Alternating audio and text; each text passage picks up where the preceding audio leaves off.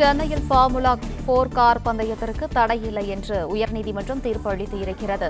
சென்னையில் formula 4 car பந்தயம் நடத்துவதற்கு தடையில்லை என்று உயர்நீதிமன்றம் தீர்ப்பு வழங்கியுள்ளது.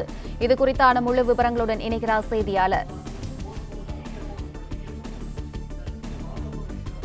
சென்னையில் ஃபார்முலா 4 கார் பந்தயத்திற்கு தடையில்லை என்று உயர்நீதிமன்றம் தீர்ப்பு வழங்கியுள்ளது.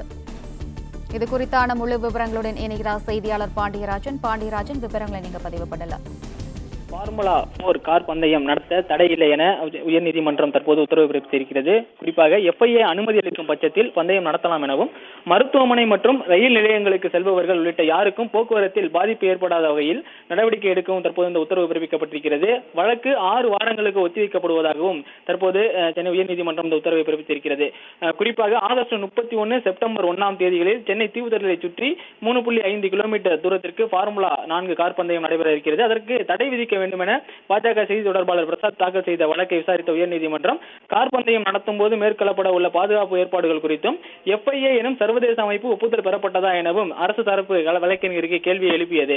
இந்த FIA எனும் சர்வதேச அமைப்பு வழங்கப்படக்கூடிய அந்த பாதுகாப்பு சான்றிதழ் இருந்தால் மட்டுமே கார் பந்தயங்களை நடத்த வேண்டும் என்பது சர்வதேச ஒரு விதியாக இருக்கிறது. குறிப்பாக FIA எனும் சர்வதேச அமைப்பு கார் ஓட்டுநர்கள் பயன்படுத்தக்கூடிய இருக்கையை குறித்தான ஆய்வுகளை மேற்கொள்ள வேண்டும். அந்த இருக்கை பாதுகாப்பானதாக இருக்கிறதா என்பது குறித்து சான்றிதழ் வழங்க வேண்டும்.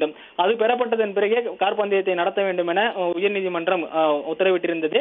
அதற்கு வழக்கு பொறுப்பு தலைமை நீதிபதி கிருஷ்ணகுமார் மற்றும் நீதிபதி பாலாஜி அமர்வில் இந்த வழக்கு மீண்டும் விசாரிக்கப்பட்டது. மாலை 5 மணிக்கு தற்போது இந்த உத்தரவு என்பது பிறப்பிக்கப்பட்டிருக்கிறது. மருத்துவமனைக்கு இடையூறு இல்லாமல் செல்வது உத்தரவு போட்டாங்க. அதே வழக்க இன்னைக்கு இன்னொருத்தர் போட்டிருக்காரு. ஏற்கனவே சுப்ரீம் கோர்ட்ல இது நேற்று மென்ஷன் பண்ணும்போது சுப்ரீம் கோர்ட் இதை என்டர்டெயின் பண்ண மறுத்துருச்சு. திருப்பி இந்த சென்னை உயர்நீதிமன்றத்தில் முதன்மை அமர்வுல இதை ஃபைல் பண்ணாங்க.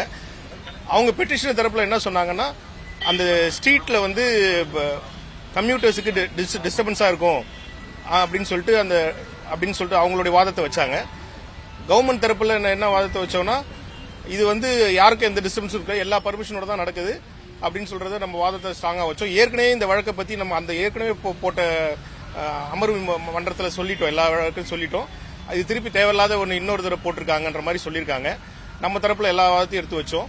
அதுல நீதிபதி நம்ம கவர்மெண்ட் தரப்புல போட்ட வழக்கை நம்ம வாதத்தை அவங்க வாதத்தை ஒத்துக்கிட்டு ஃபார்முலா 4 கார் பந்தயம் நடக்கலாம் அப்படின்றது அதுல எந்த தடையும் இல்லை அப்படின்னு சொல்லி உத்தரவு பிறப்பிச்சிருக்காங்க.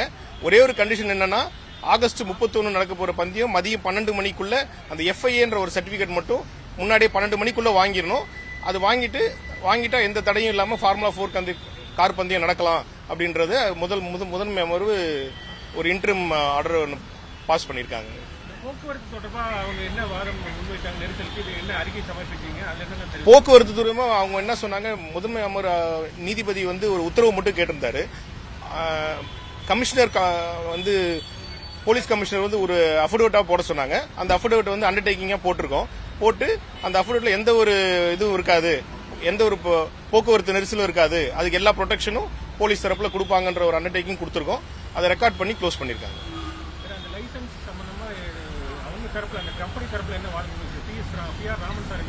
அவங்க லைசன்ஸ் அன்னைக்கு ஆகஸ்ட் 31 ஃபங்க்ஷன் நடக்குது, கார் ரேஸ் நடக்க போகுது. அன்னைக்கு காலை இன்ஸ்பெக்ட் பண்ணி லைசன்ஸ் கொடுத்துருவாங்க, FIA லைசன்ஸ் கொடுத்துருவாங்கன்றத அவர் சொல்லியிருக்காரு. அதை ரெக்கார்ட் பண்ணிட்டு 12 மணிக்குள்ள லைசன்ஸ் வாங்கிட்டு ஃபார்முலா 4 எந்த தடையும் இல்லாம தொடரலான்றது நீதிமன்றம் தெளிவா ஒரு ஆணை போட்டு